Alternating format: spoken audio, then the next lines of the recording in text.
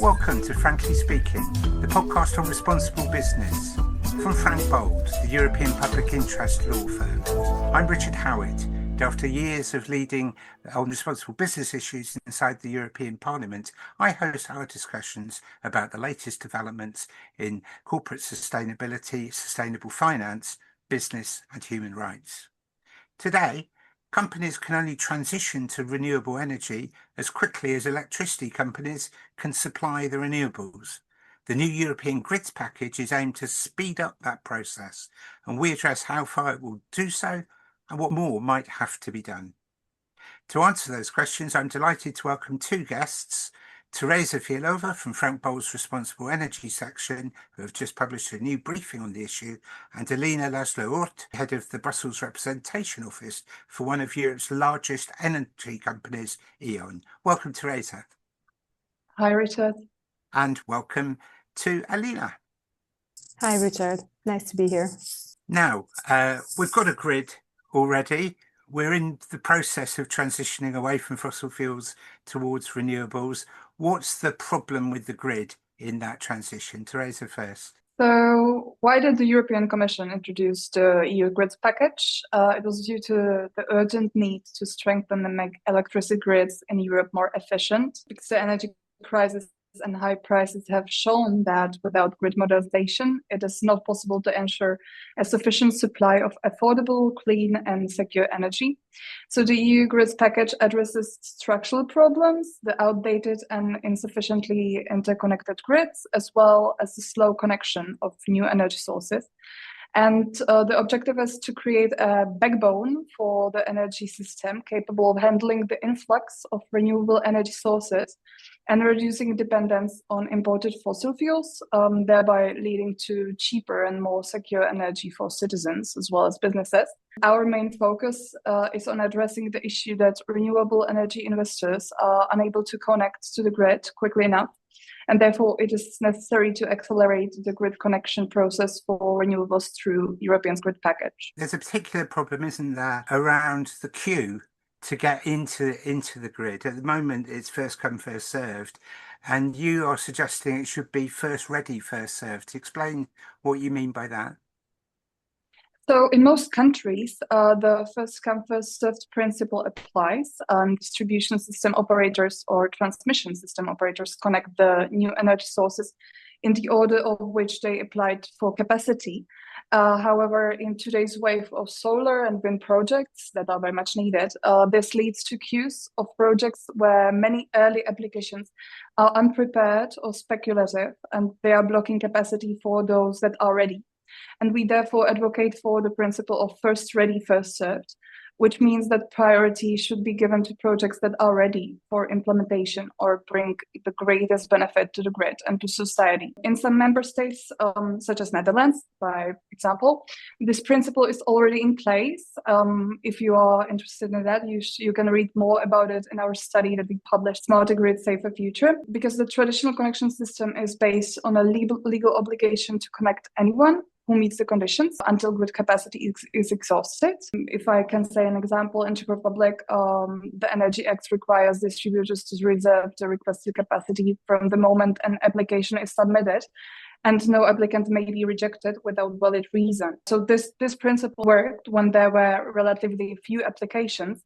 But today, distribution companies face an explosive increase in renewable energy connection requests. Between 2021 and 2023, their volume more than tripled. The problem is that many previous reserved projects are never actually realized, yet they still block capacity. So we estimate that around 23 gigawatts of new renewable capacity is under development in the Czech Republic, which is twice the target of 2030. But less than 5 gigawatts is currently in operation. I think that's 1,700 gigawatts across 16 European countries stuck in the connection queue, something like 6 times the total renewable capacity from Germany. So it's definitely a European-wide problem. Alina, welcome again. E.ON, you're obviously doing good business, you're involved in the energy transition, but when you look at this grids package, how important is it to you as a company? Thank you, Richard. I think it's very important. And if you allow me to step a bit back, the situation that we are seeing now with the Middle East crisis is also proving once again that we need even more political resolve in Europe to advance the energy transition, not only as a matter of climate resilience, but also as a matter of economic resilience. It's a structural response to the crisis in 2022, 2023, and also to the situation today that we see on gas markets having a lot of volatility, is to continue accelerating the homegrown energy production, which in Europe, due to clear geological reasons, is renewable. And of course, for those countries that choose to do so, to develop other low carbon sources of production. For a very long time, we have focused a lot on getting generation capacity, clean generation capacity online, but grids have lagged behind. So we pushed the throttle in one direction, and then we did not, we were focused, I would say, even excessively on not over-investing in electricity grids, to the point that today we see that in many countries, grid capacity is a very scarce resource or even sold out. And what Tereza was hinting to earlier is also what we experience as E.ON in our markets. I can give you maybe the example of Germany, where we have a huge connection queue. If we look only at storage connection requests, because the market fundamentals are giving the signals in that direction, that storage can be economical, we have, I think today, around about 700 gigawatts of storage capacity trying to get online for at transmission and distribution level. That's 8-9 times the peak consumption in Germany. So you can imagine that there is a huge connection, and I'm not even counting the other system operators that are trying to get access to the grid. With this in mind, we are very happy to see that the Commission has put forward a proposal on grids. It recognizes the strategic importance that growth in electricity infrastructure is necessary to continue on the transition, especially because we have to accelerate also electrification in Europe, which has been stalling for many years now. You hear it all the time, I think, if you are in Brussels, but also elsewhere in Europe. It should be really acknowledged that electrification in Europe has been stagnant for many years. We are at 23% of final energy consumption electrified, and this has not progressed for a very, very long time, as compared to China, who has steadily grown by 1 percentage point and is now at well over a third of their economy that's been electrified. So definitely it's a step in the right direction that we have a grid package. We're hearing that the capacity of the grid isn't enough, but there's also an issue about the stability of the grid, and that renewables, because they don't come in a sort of predictable straight line, are being crowded out by fossil fuels. Tell us a bit more about that. Indeed, you are referring to something that is, I think, in more technical terms called redispatch. We see indeed that redispatch costs are going up, something that is widely acknowledged also at political level, and Acer has been warning about it for a very long time, that if the capacity of the grid is not advanced significantly, we risk entering into a situation in which we construct, we build, we deploy a lot of renewable generation, but the grids are not able to accommodate it. In those hours that grids are curtailed or downward redispatched, typically there are countries in which the arrangement is that those assets still have to be paid. And they are paid via the transmission costs, which are then cascaded down into the distribution tariffs and eventually end up on the consumer bill. There are many levers that can be pulled to try to mitigate a worsening of the situation. First of all, yes, we need to build out more grids and make it smarter and more digitalized in order to improve not only the growth of the capacity, but also the use of the capacity. But as well, we need to think of ways to better locate these assets in system-friendly locations. In other words, we cannot go on building assets in only some areas, driven by the better productivity of those generation assets, while expecting that the grid can be a copper plate that just accommodates. The different pieces of the power system need to continue to work together, and they need to optimize also in terms of location to be able to reduce the investment needs. And of course, in the Commission proposal is the idea of 8 new superhighways for the grid. But Tereza, I think what I'm hearing is that there's a need to build new infrastructure, but there's also a need to make use of the existing infrastructure more efficient.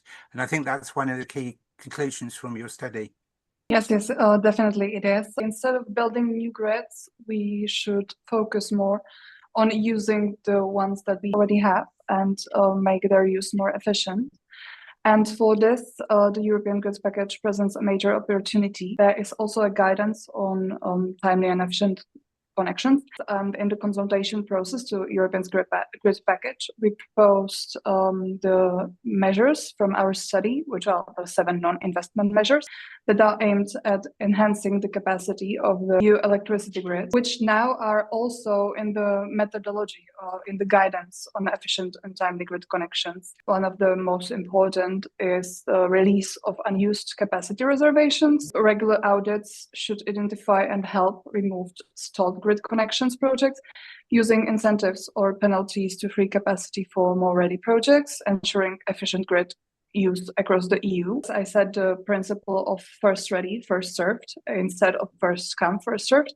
And third one that I can say is adequate capacity reservations, which is also called the use it or lose it principle, which introduces monitoring and regulatory tools. So unused reserved grid capacity can be revoked or charged, encouraging applicants to align reservations with actual use. We are actually right now working on an amendment for the methodology because it's not binding for the member states, and a group of MEPs is already working on amending that. We know storage is an issue, Alina, just at the level of electric vehicles. The changes in battery technology needed and also being achieved, it's a big issue that we all hear about. But storage is also a real big issue in relation to the grid, isn't it? That when there is lots of sun or lots of wind, there has to be a way of keeping rather than dissipating that energy. How much is that part of this package? You are absolutely right. And storage, as well as many other types of flexibility or backup capacity to reduce the volatility of generation, need to be deployed at scale as soon as possible. And I would like to go back maybe a little bit to what Tereza was saying. I would already can salute most of the proposals that Frank Bold has made. We see indeed the need to have proper prioritization, a framework for grid operators to be able to prioritize who gets access to the grids where, to the benefit of the system. And just to point out to 2 things, connection fees are a very useful tool because it allows access seekers to best prioritize themselves. So whether you are a project developer and you have a project that is mature enough and ready to be connected to the grid, there is a connection charge which can be deducted then from the connection fee. And that gives the positive economic signal to the access seeker that they also, not only that the project is ready, but also that the capacity requested is the capacity necessary and not trying to overbook or to hoard that capacity and not release it if it's not used. So if it doesn't have a price, and so far in many countries, connection requests have been free, then of course you have this risk. You mentioned price. I want to switch it onto price for the consumer and also the business customer, and talk about the trade-off, because this grids package, Tereza, is supposed to help make the cost of energy cheaper, but also to support the energy transition. Can it really achieve both of those at the same time, or is there a trade-off between them? This grids package is a part of this Affordable Energy Action Plan that the Commission rolled out 1 year ago. And to begin with, for the prices, it's important to note that the price of electricity consists of a regulated and an unregulated component. The unregulated component decreases as renewable energy sources expand. The more renewables investors can connect to the grids, thanks to available capacity, the more the unregulated price components will fall, and reducing costs and accelerating the green transition go hand in hand. Cheaper solutions, for example, smart management instead of already mentioned construction, free up more resources for the development of clean energy.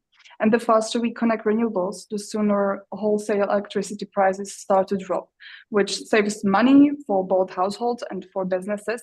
And the European Commission states that better market interconnections and integration of cheap electricity could increase the EU's GDP by 18 billion euros per 2030.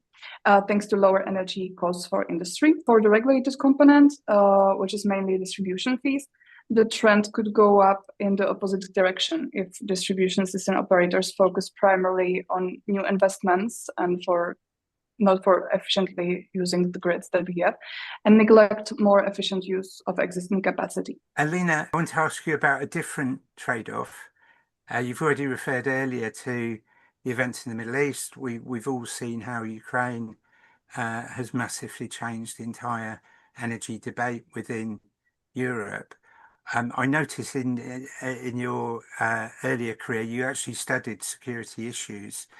And I just wonder, is it again possible for this package to both, one at the same time, support the energy transition, but also support more strategic autonomy on energy for Europe? Or is there a trade-off between the two?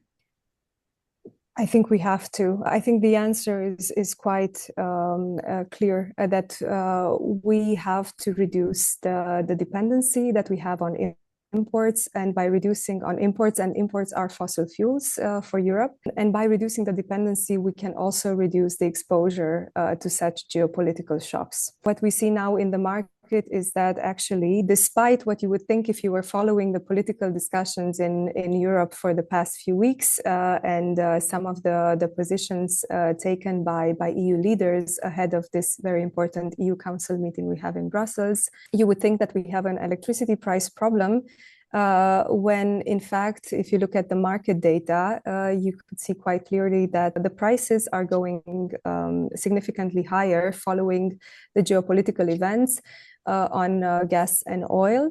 While on power, what we have observed in the market, especially in those countries that have more low carbon generation in the mix, that there is already that natural decoupling happening.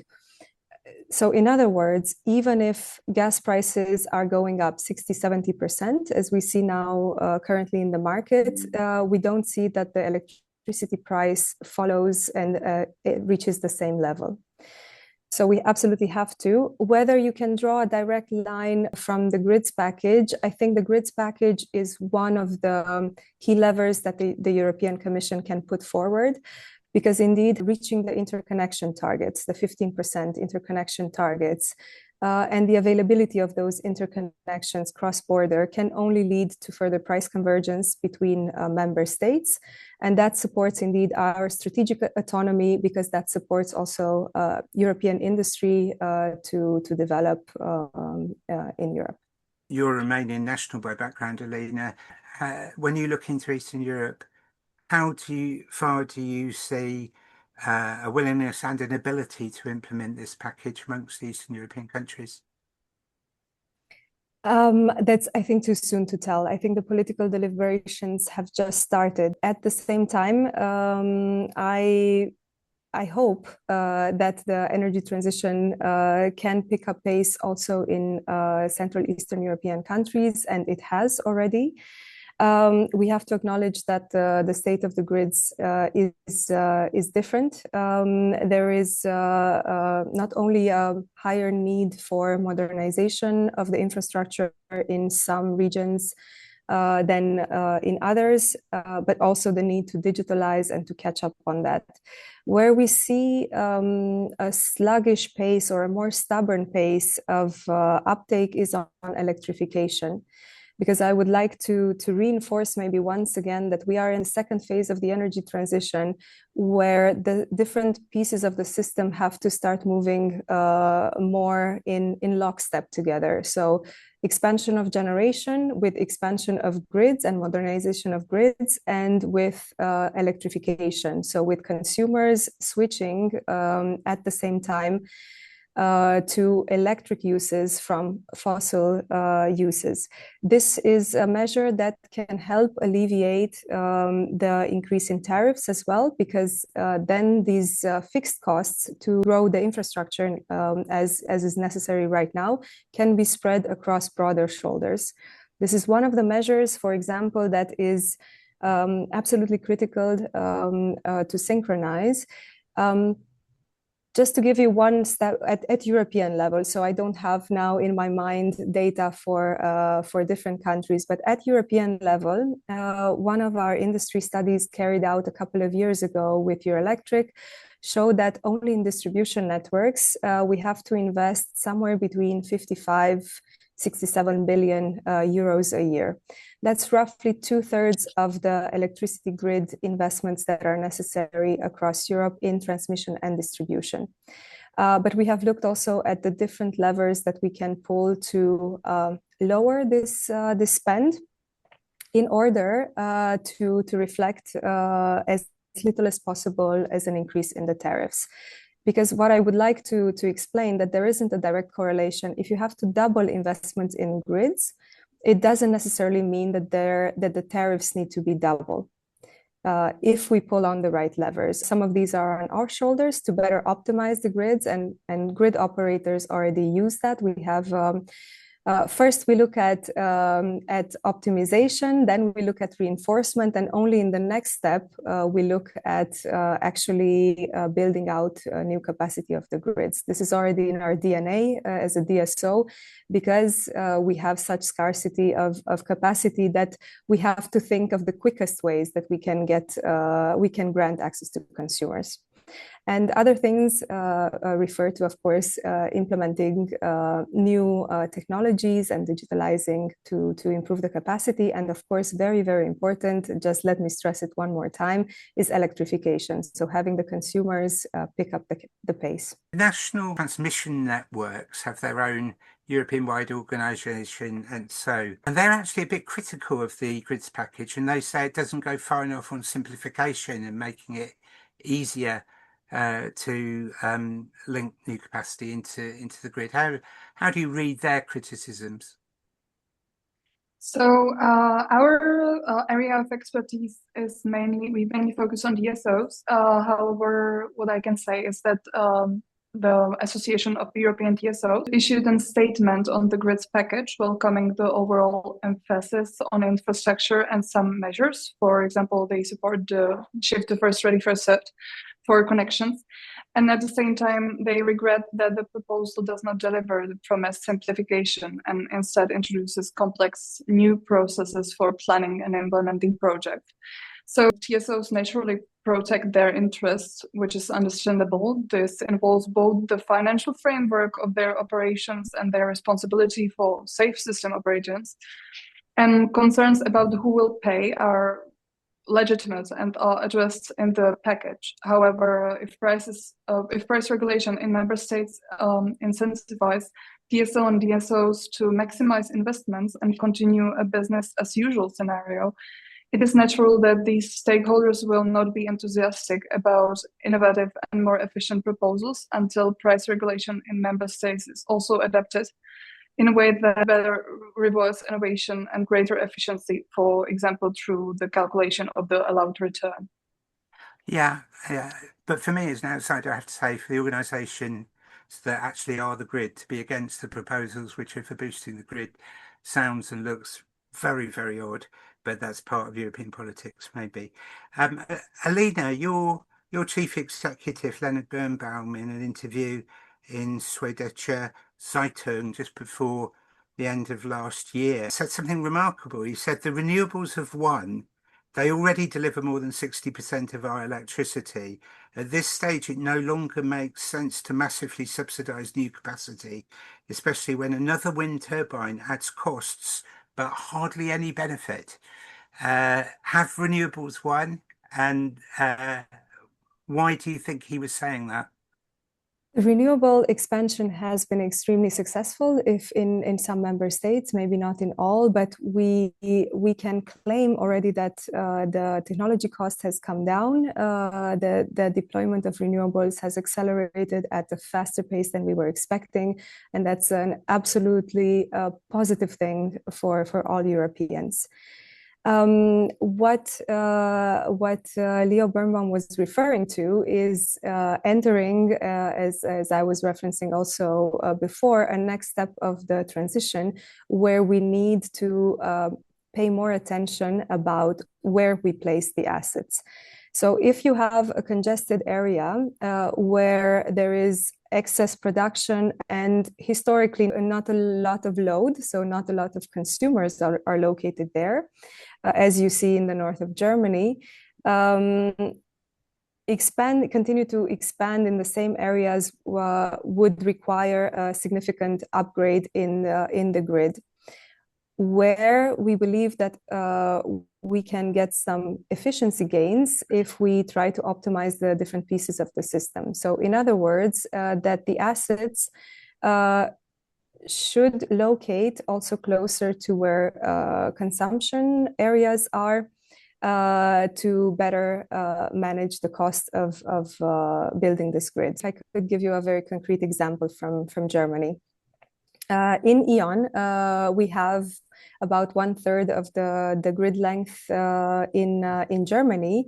In the past, we have just reached a very important milestone. We have just celebrated the connection of the 2 millionth renewable asset into our grids. It took 15 years to connect the first million and only 2.5 years to connect the second million, and probably the third million will come even faster than that. So we see a great acceleration and a great pace, which is incredibly positive. But we need now to pay attention where we build these assets, whether we can prioritize in some areas the connection of consumers, for example, to better balance those grid areas and to reduce the build-out cost. Last question for each of you, actually, Alina first. Many of your business customers want to write in their sustainability reports that they're using non-fossil fuel renewables tariffs. But you as an electricity provider, you can't offer that to everyone. What can the businesses do to incentivize or to help them to be able to do what they say, which is to use renewables alone? I think businesses, suppliers, and sometimes consumers that purchase directly from generators are asking for the green credentials. They want to know that the electricity that they consume is green, and I believe there are several companies that offer this type of green tariff. Of course, it's excellent if the consumers are paying attention to what they consume, and also I think an important element going forward to facilitate the better integration of renewable assets and to have them deploy a bit faster is not only about what type of electrons that they consume, but also when they consume them. In other words, it's very important if consumers try to use electricity at the times that there is a lot of feed-in and a lot of solar, for example, produces, and try to reduce consumption in those hours where there is a scarcity of green electrons in the grid. There are tariffs for this, dynamic retail tariffs that can guide you. So this doesn't need to be a conscious effort on a consumer's part to turn on and off their charger, their charger or their heat pump. These are things that are very easily automated at home with your appliances. And as for individual consumers, for businesses, talk to your electricity supplier about when you use electricity. Last question to you, Tereza. This is all about whether we achieve the energy transition. And having looked hard at the grids package, is this helping? You know, where is Europe going on energy transition? Are you optimistic about that? What have you concluded? Yeah, current trends in the deployment of renewable energy sources are quite positive, but infrastructure needs to speed up, as also Alina said. Otherwise, there is a risk of delays in meeting the quite ambitious targets that the European Union has set to significantly increase the share of renewable electricity to around 45% by 2030 and to achieve climate neutrality by 2050. These targets are achievable, in our opinion, if the pace of project implementation is maintained and further accelerated. The volume of planned renewable energy projects already exceeds what is needed to reach the 2030 milestones on paper, but obstacles such as slow permitting and insufficient grid capacity must be removed. And the grids package is one of the key tools to address these obstacles. And if member states do not use the existing grid capacity more efficiently, achieving climate targets is at risk, because building new grids alone is insufficient, as was already stated. It is both time-consuming and costly, and relying solely on new infrastructure would endanger target fulfillment. So if the reforms are implemented, Europe could make significant progress by 2030. Grids will be more robust and able to integrate twice the current renewable capacity, enabling us to meet emission targets. And by around 2050, we could have a fully decarbonized, interconnected and digitalized energy system. Good to finish on that positive note. In this podcast, we've heard that there are queues for new suppliers to get onto the grid. The Frank Bold report that has come out has suggested that you should use it or lose it. First ready, first served, to enable particularly renewable energy to get the access to the grid that it needs. We've heard from E.ON that it only works as long as electrification of our economy is working, and that other countries, including China, are moving faster than Europe is. We've heard about the problem of renewable curtailments, where because of the unpredictability of sunshine and wind, sometimes renewables are being prevented from having access to the grid, and how that issue can be overcome. We've heard the lower price and the sustainability transition do go hand in hand as far as this question is concerned, but the geopolitical divides of today and the challenges that's brought to our energy markets still leave a lot of unknowns. We heard from Alina that a big way that the increase in use of renewables by business is concerned will be about when you use the electricity as well as where we use it. And we heard an optimistic conclusion from Tereza at the end that if this new infrastructure speeding up, as it's been described by the European Commission, comes in, indeed Europe can meet its decarbonisation targets. To Tereza Fialová and to Alina Laszlo-Orth from E.ON, thank you very much for joining us. Thank you for having us. Thank you for having us, yeah. You've been listening to Frankly Speaking, the Frank Bold podcast on responsible business. Find out more about Frank Bold's Responsible Business Companies section on our website, and please give us your feedback on our LinkedIn page or by commenting via your podcast provider, where we hope you will share the conversation and give this podcast a 5-star rating. And remember, you can watch us on our YouTube channel too. Thank you again to Alina and to Tereza and to all of you for listening. Do join us next time, and goodbye.